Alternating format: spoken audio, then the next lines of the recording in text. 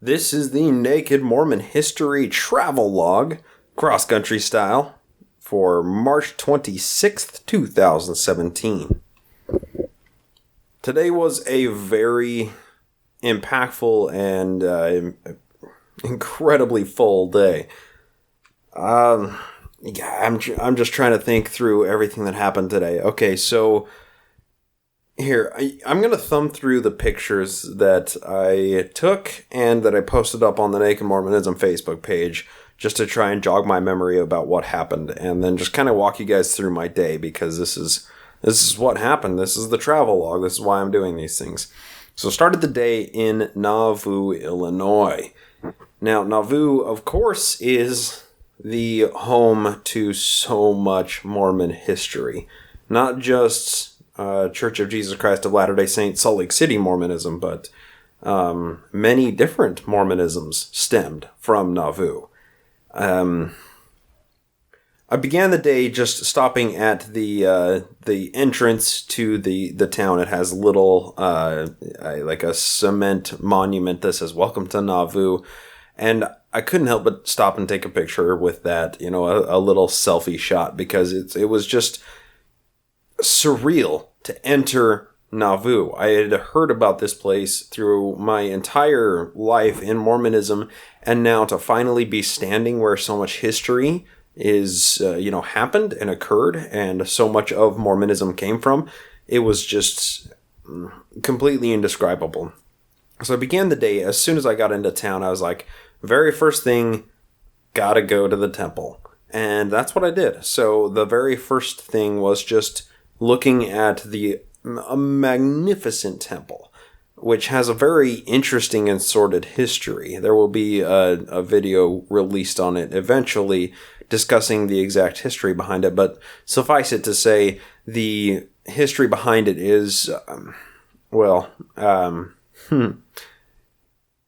the temple was initially started by Joseph Smith in 1841, 2 years after the Saints were chased out of Missouri.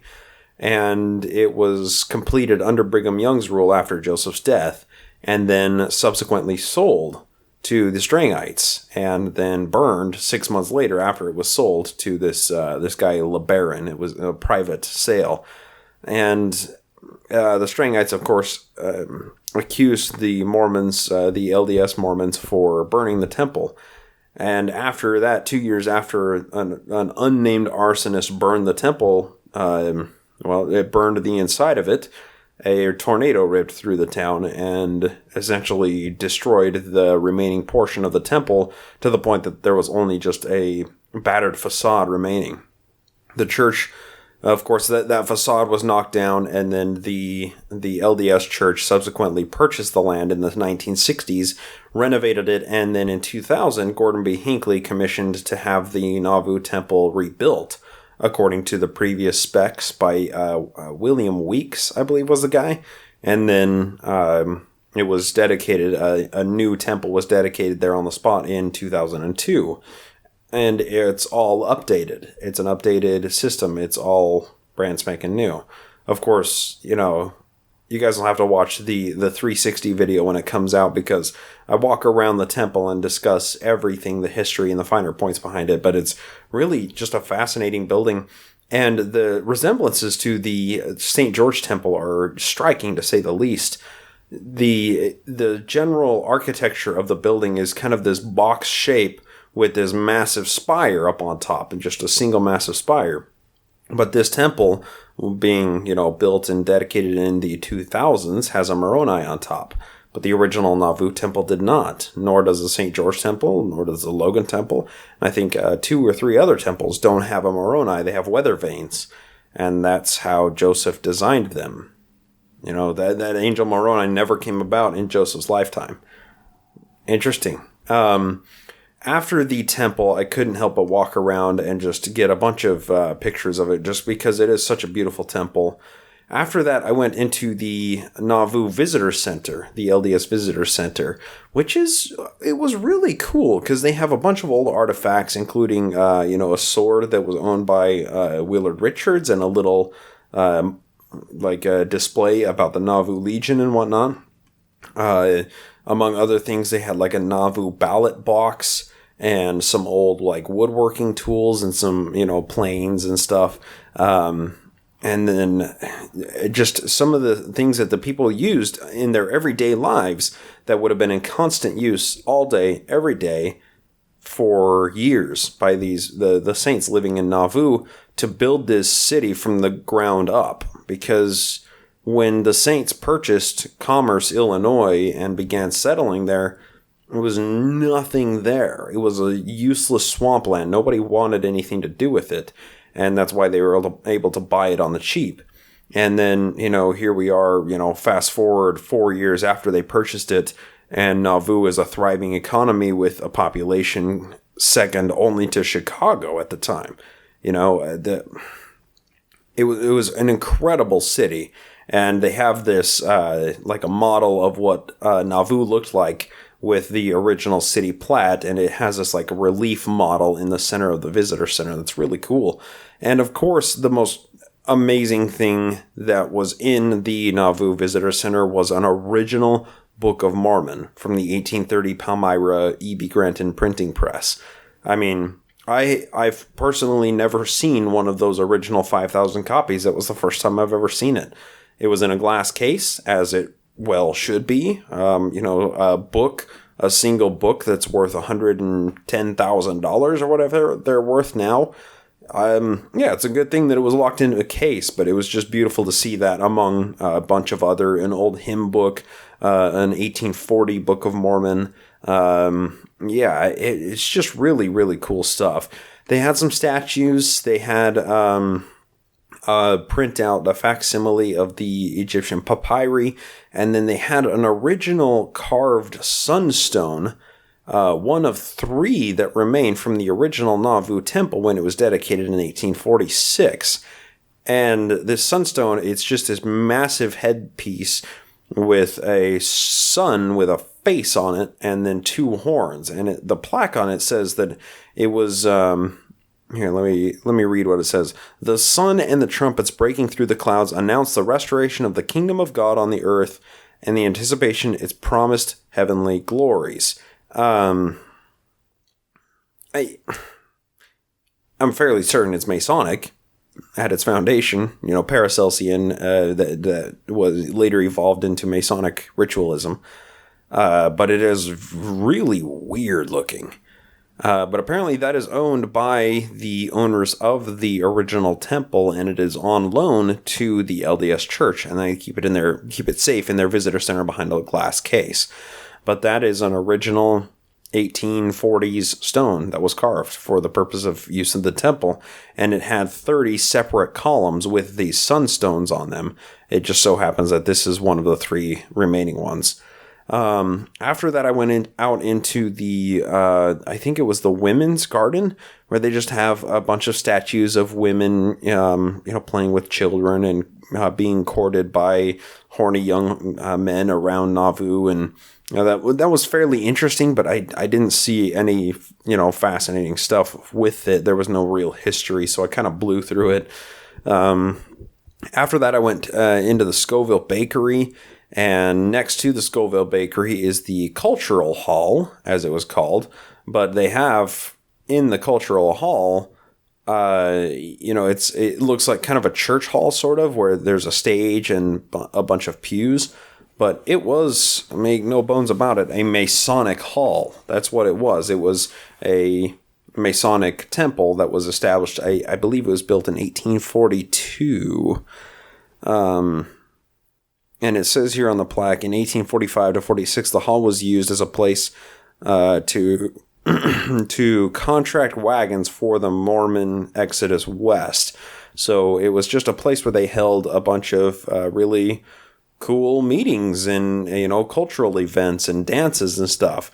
One of the first things that they ever presented there, there's an announcement for it here, is Pizarro. It was a play that was done on April 24th, 1844. They played it in the Masonic Hall. So that was, 2 months before the death of Joseph Smith. I guess that's when this Masonic Hall was completed and dedicated. Really fascinating. It was 3 floors. The second floor had a bunch of antique quilts, some of which were original to Nauvoo. And then the third floor was just a big open like dance hall area. And what's cool is it's all original. The building is all original except for the third floor, because when it was purchased from the Saints for a whole, I think it was $4, they knocked off the top floor, but they kept the actual floor. They just took off the walls off of the third floor. But when the church, the LDS church repurchased it, they reconstructed the top floor and found that the third floor, like the actual floorboards, were still the original ones. It's amazing how much a floor that's 170 years old creaks when you walk across it. But it also presented this magnificent view out the windows of the Nauvoo temple up on the hill overlooking Nauvoo. It was really cool. After that, I went into the Nauvoo Family Living Center, where they had just a number of things that the Saints were doing on their day-to-day basis. And you walk in, and there's just a whole, yarn and flax and cotton spooling mill, and there's a bakery in the back, a candle dipping station, a rope turning area. They had the original carriage that was owned by Heber C. Kimball when he was living in Nauvoo, and it was later transported to Salt Lake City and then transported back once the church purchased the hall and renovated the entire place. I mean, the original Heber C. Kimball carriage is sitting in this hall. It's just beautiful by all standards. They had a sleigh next to it and a plow around there and an old Phaeton buggy carriage with a cover over the top and a rope spooling station, just a number of cool things. After that, I went into the gunsmith shop. Now, this was the Jonathan Browning gunsmith shop, the same Browning who is known as the Browning gun manufacturer, the revolutionary manufacturer from the mid-1800s, who created a repeating rifle mechanism, created the revolving mechanism. I mean, he was truly a revolutionary man when it came to gun technology. And I had no idea that he was a Mormon. I mean, it was absolutely baffling to find this out. Turns out, yeah, Jonathan Browning is a Mormon. Was a Mormon, sorry. He converted in Quincy, Illinois, and then later moved to Nauvoo. And there's some interesting history behind that.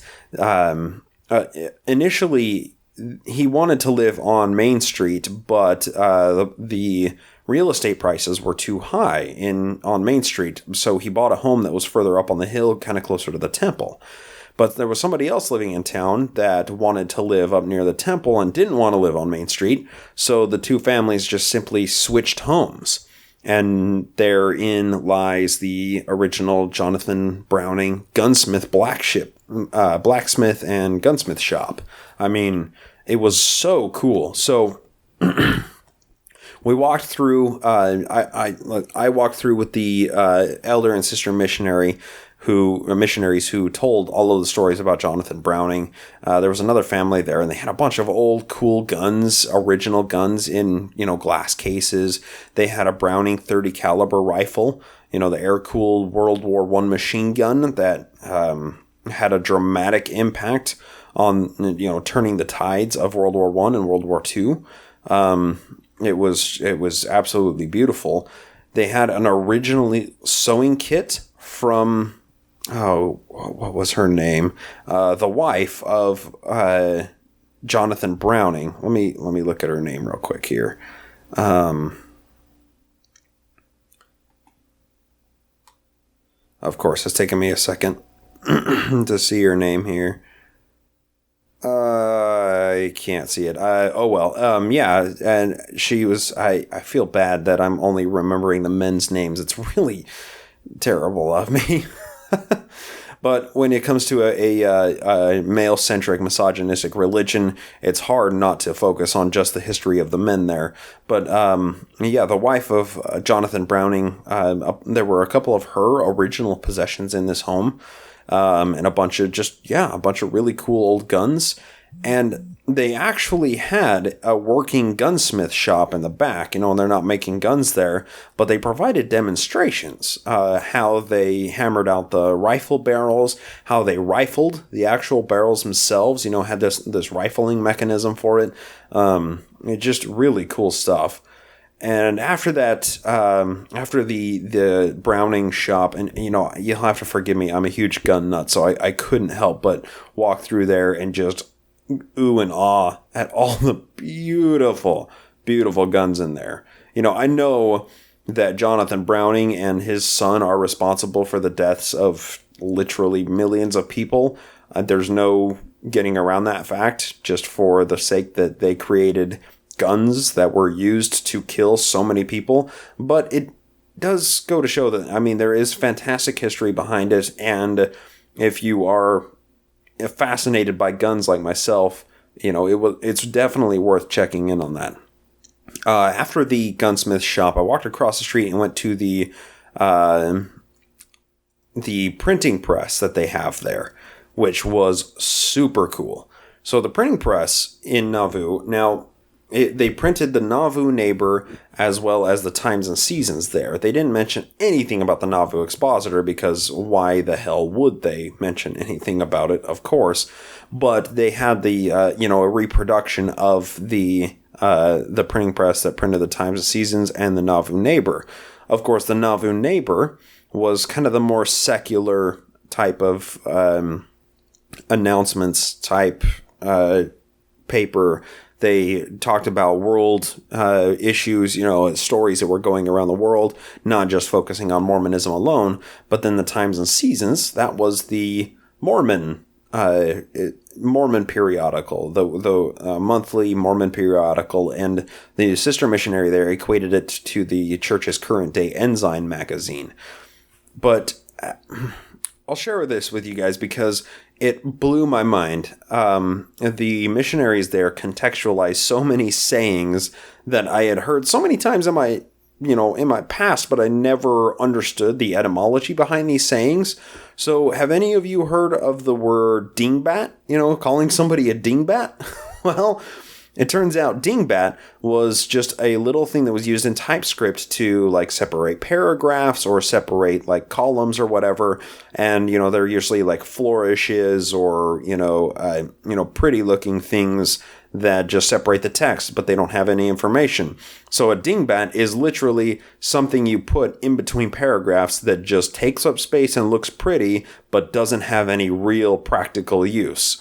So just call somebody a dingbat, because that's just such a great word. And now that, I know, and then where dingbat comes from, I think it really, brings that to life. Another thing that the missionaries contextualized for me was upper and lower case. When you're typing and you put caps lock on, uppercase, lowercase. Well, it's because the letters that were used in the TypeScript, the actual tiles that they put into the chassis that would then go into the printing press, the uppercase had the uppercase letters that you'd pull, the little boxes that had A through Z and 0 through 9. Those were the uppercase. And then in the lower case of this big printing box, they had all of the lowercase letters. Thus, the etymology of upper and lower case.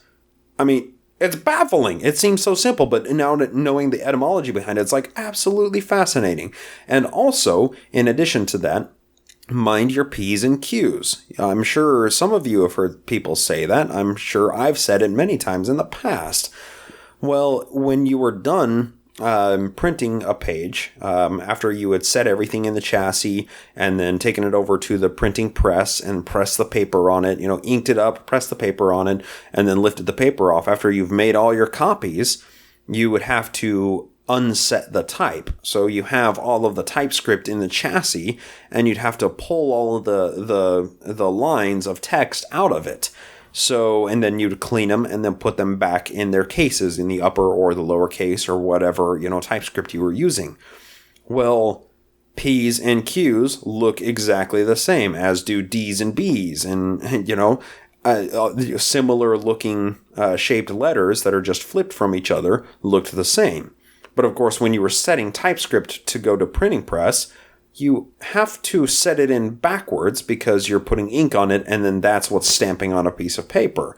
So you have to mind which ones are your P's and your Q's to make sure you put them in the right box, to make sure that you don't get them backwards the next time that you pull them out of the box to use on the next page. So, everybody, mind your P's and Q's. I mean, I never knew these things, but this is where those came from the early typesetting days. That's where these sayings came from. Of course, I saw the entire process of what it took to print a single piece of paper, and it's baffling. It's incredibly labor intensive, and it's a tenuous process.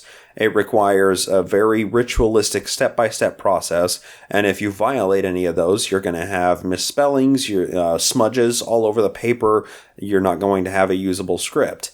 So suddenly that $3,000 price tag for printing 5,000 Books of Mormon is contextualized a lot more. Today, it would take a printer and collator a day to print off 5,000 copies of something.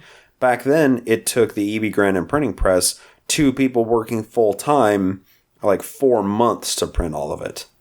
The amount of work that it actually takes to run one of these printing presses is astonishing. Oh god! After that, after the printing press was the John Taylor home. Now, I'm sorry, this is going to be a long travel log just because there's so much in Nauvoo to see, and I only spent 4.5 hours that everything was open there from 12:30 to 5 on Sundays, and I only saw a small fraction of everything that there is to see there. So after the printing press, I went over to the John Taylor home, which is right next door to it. And it's amazing. John Taylor was the third prophet of the church after Brigham Young. And they had some original pieces from the John Taylor estate that were in this home. One of which was a little horse, like a little riding horse that a small child could sit on. And it has rails on it like a rocking chair. And that was an original horse that John Taylor made for one of his daughters, and they shipped it across the plains so he could have it in Utah. And then after this John Taylor building was purchased by the LDS Church, they shipped it back and put it in this John Taylor home, just because it's an original artifact of Mormon history.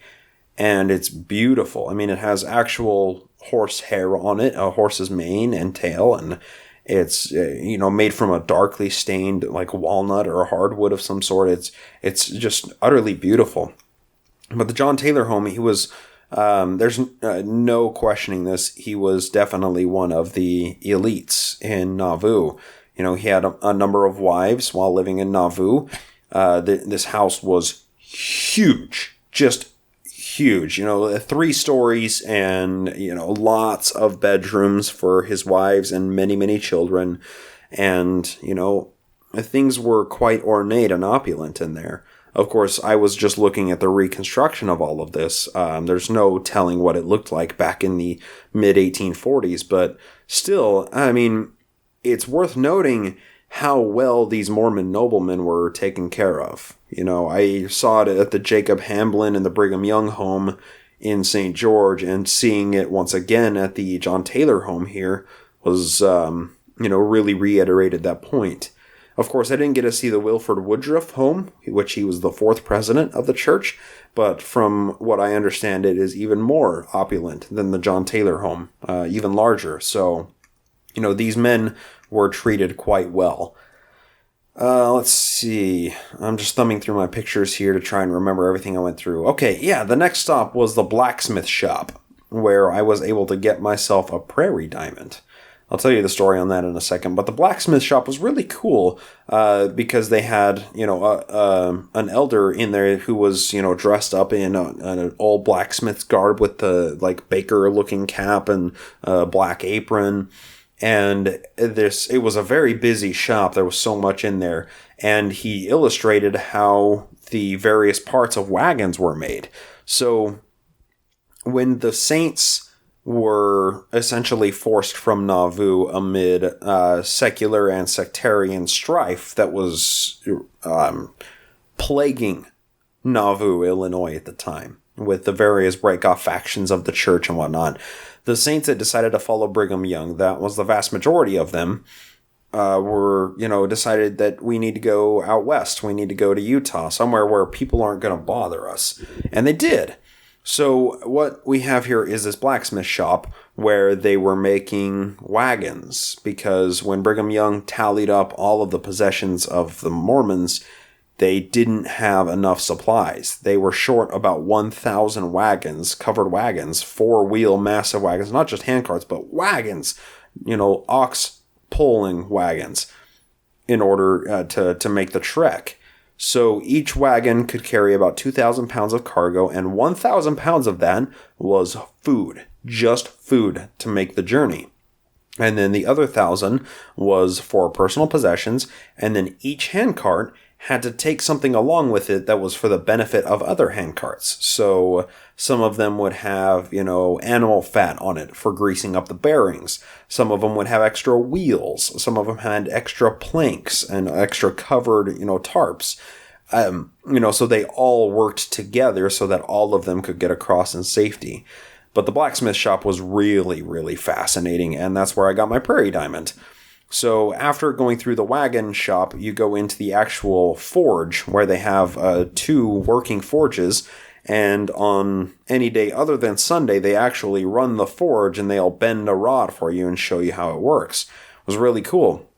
But a prairie diamond, and this is what this is. So as the story goes, I heard this originally in Martin's Cove in Wyoming, and the story was reiterated to me by the elder missionary at the blacksmith here. Essentially, the men who were crossing the plains were far too poor to afford a ring. And of course, where are you going to buy a ring? From the prairie dogs, right? I mean, there isn't exactly an abundance of rare earths where you can buy a gold ring anywhere across the plains or in Utah when they first settled there. So what they would do is take old square-headed nails, nails that were used for horseshoes and for, construction and everything, and the blacksmith would bend it into a ring shape, and the nail head, it was, kind of a square/diamond-shaped nail head, that would be the diamond. So they called that a prairie diamond because those were the only diamonds you could find on the prairie if, a man was really fancying a woman. Just fascinating. So I got me a prairie diamond, and I may have gotten one for Annie as well. It was really cool. And I also got this little tiny horseshoe souvenir. This little, it'd be a horseshoe for like a squirrel or something. But yeah, really, really cool. After that, I went into the brickyard, and they showed me how bricks were made. Now, at the height of the Nauvoo industry, there were 7 separate brickyards. 2 of them were operating in downtown Nauvoo, and 5 of them were operating further up on the hill. And those 7 brickyards were churning out 4 million bricks per summer. But they could only make the bricks in the summer. And they were selling them at about 2 cents a pop.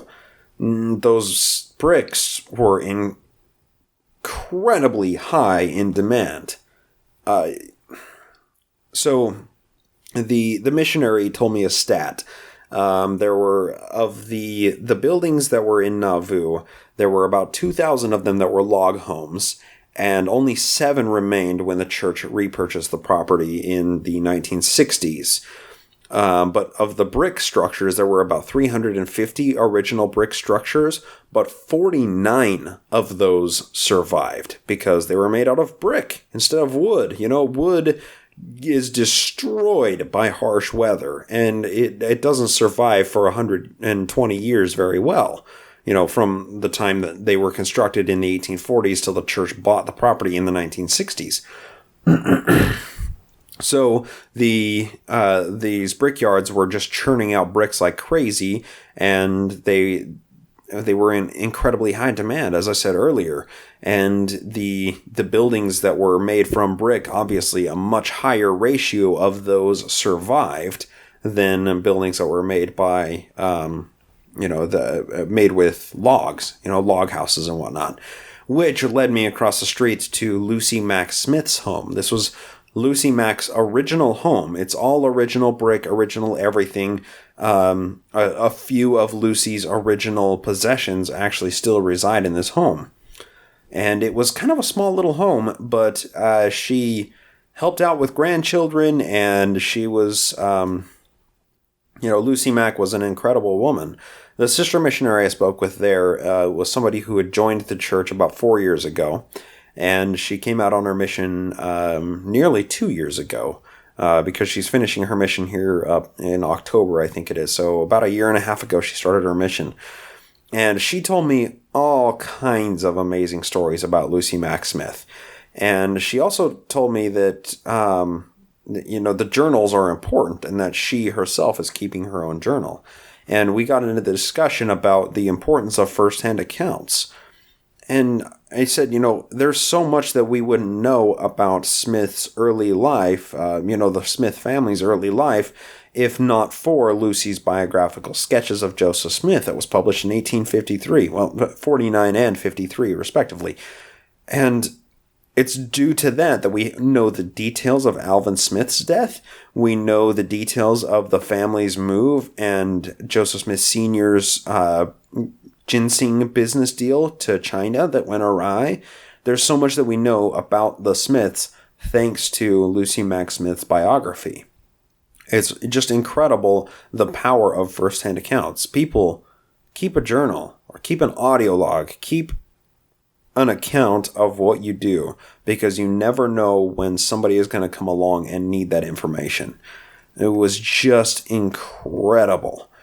I'm just looking through the Lucy Mack Smith home. Oh, there was a doll, an original doll from the Lucy Mack home that was that one of the granddaughters played with there. It was a beautiful doll too. It looks like a modern type porcelain doll, but back then it must have been, state-of-the-art stuff. It's beautiful.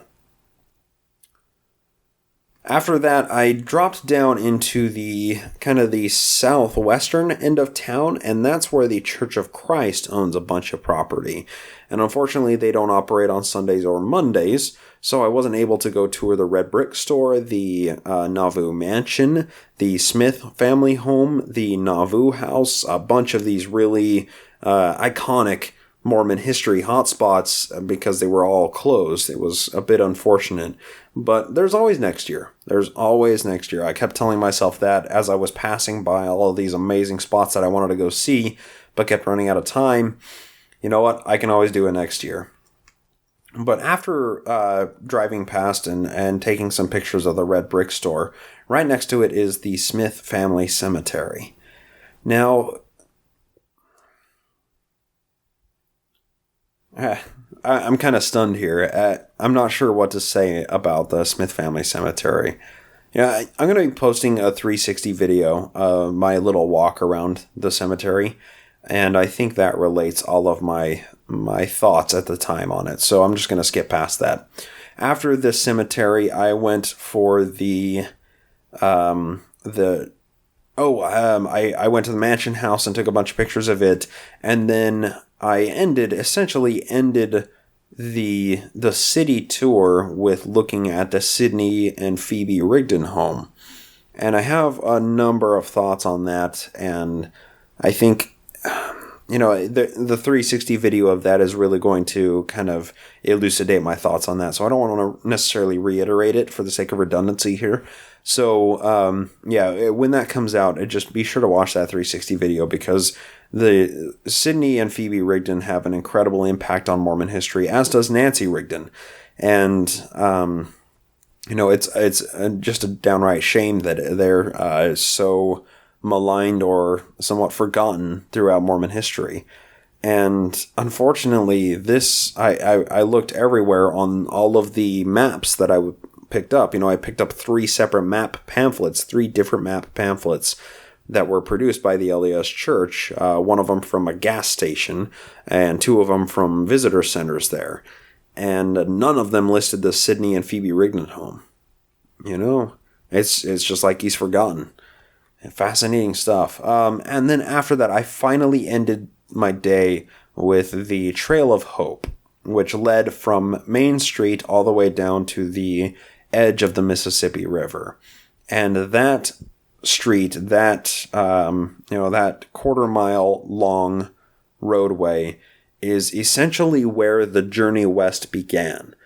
And that's where they have labeled this Exodus to Greatness. And they have these various plaques from, Orson Pratt, Margaret Judd Clausen, Wilford Woodruff, Louisa Barnes Pratt, William Hyde, Chief Pete Ritchie, Orson Pratt, Hosea Stout, Zina Huntington Jacobs Young, Bathsheba Smith, Merrifield Garner. I mean, all of these monumental figures in Mormon history, they have a bunch of first-hand quotes from them talking about the Mormon exodus from Nauvoo across the plains and giving us their first-hand accounts of it. And, that kind of, I think, captured the essence of what everything about Mormon history in Nauvoo. The Saints had spent 5 years building up this thriving community, and they were chased out.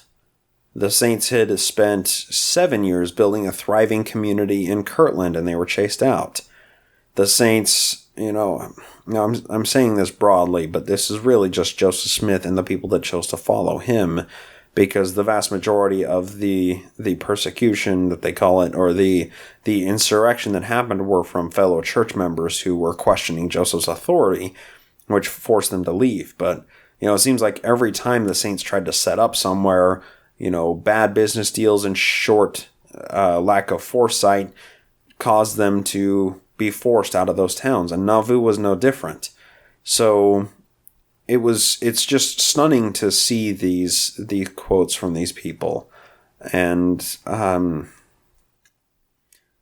it's, I don't know what to say about the Trail of Hope. It was a Mormon, I don't know if Trail of Hope is the right word for it. Trail of trials, trail of suffering, trail of poor planning. I don't know. I don't know what to say about it exactly. But, the Mormons are so often seen as victims, and the Mormons were victims of the bad choices of their leadership. And there's no way around that. I mean, every missionary that I talked to that we got into the discussion about the Mormon exodus from Nauvoo, they all said it was, these mobs and it was religious persecution. And that's such a small aspect. It's a fraction of the actual causal factors that caused and forced the Saints to flee Nauvoo. And, here we are 170 years later looking back on it with our rose-colored historical glasses on, and, the actual nuance of the history is definitely lost on the vast majority of the missionaries who are serving here, who are supposed to know the history. The Trail of Hope ended at the edge of the Mississippi River, and there is this sculpture where Joseph Smith has his hand on the back of Brigham Young, and Brigham Young is holding this scroll that's rolled up, and it says directions to the direction westward or whatever. And the plaque on the sculpture says eyes westward, and it just talks about Joseph Smith pointing to Brigham Young across the Mississippi River, saying that you need to take the Saints west. And that was it. That's Nauvoo. That was. That was the end of Joseph Smith. Nauvoo. I'm thinking of what I want to say right now, because I don't want to necessarily reiterate what I said in the 360 video of the Smith family cemetery, but Nauvoo marked the end for Joseph Smith. He officially died in Carthage, but Nauvoo was his magnum opus. Where he had the greatest number of followers. He was, had the greatest set of managers and underlings that were working under his power. And also the greatest competition from other charismatic leaders. Joseph Smith was a powerful man. in history, and not just Mormon history, but the broader sense of American history. And it's a bit of a historical thought experiment to try and capture what Mormonism would have done had Joseph Smith not died in Carthage, had Nauvoo just been one more stepping stone along his path. There's no way to tell if the Saints would have been able to remain in Nauvoo longer had he not died, or if they would have been forced to head somewhere else, if Joseph Smith would have led them across the Great Plains. There's simply no way to know what Joseph would have done had he been the leader of the church for, as long as Brigham Young was, for over 3 decades. I guess that's why this is so much fun. Why doing this history is so much fun, and why visiting these sites really brings to life the history. Because, just that, when I'm reading through these things in books, it's all at an arm's length. I'm not actually feeling what it was like to be in these places. I'm not reading I guess I'm reading the accounts of these people, but I'm not seeing what it was like to be in their shoes.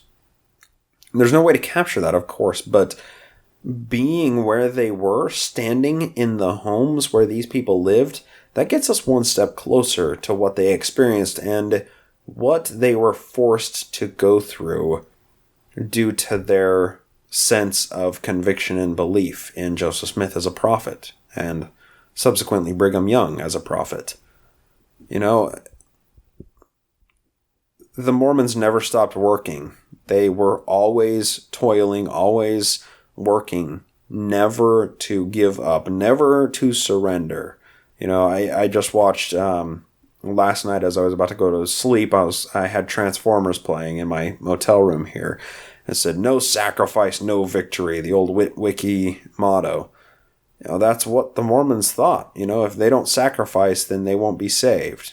If they don't put forward their best efforts and sacrifice everything they have, then they won't be exalted to the greatest kingdom of God after their deaths. And that's one way that I'm able to view this history at an arm's length, is by saying these people were obviously deluded by a con man or a set of con men, and they didn't know any better. I'm able to look at the history from a completely secular and inherently more objective perspective, and make judgments based on the motivation, or make judgments on the motivations of these people based on what they say in their journals, in their first-hand accounts. But, there's no way to capture why they believed what they believed. They just believed. Much like Mormons today just believe.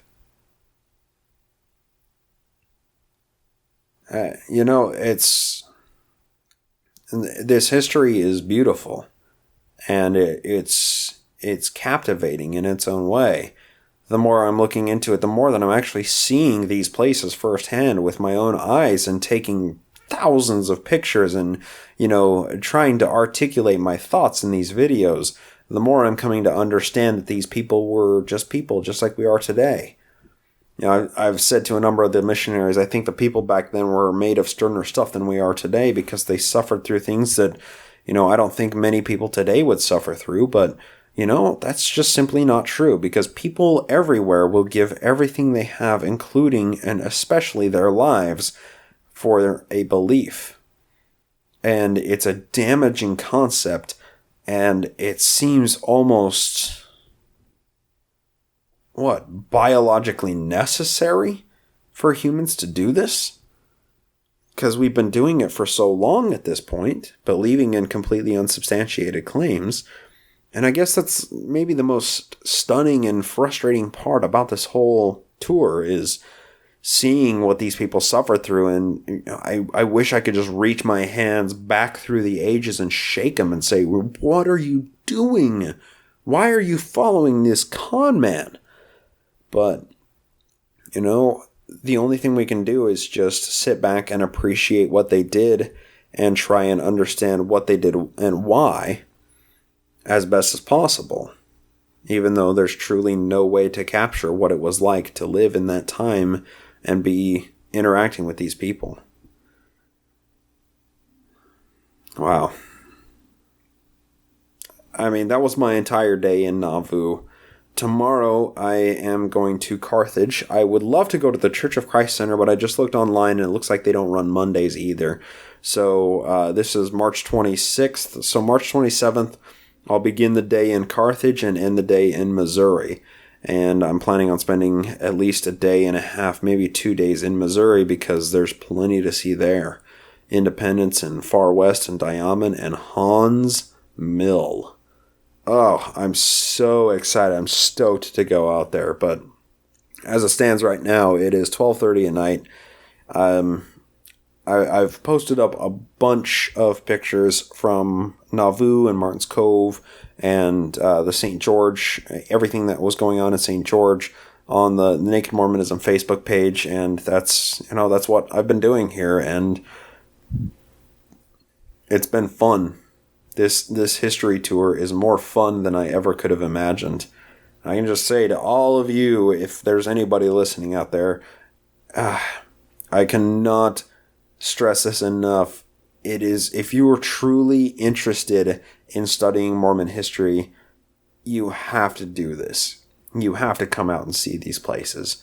They are just so amazing.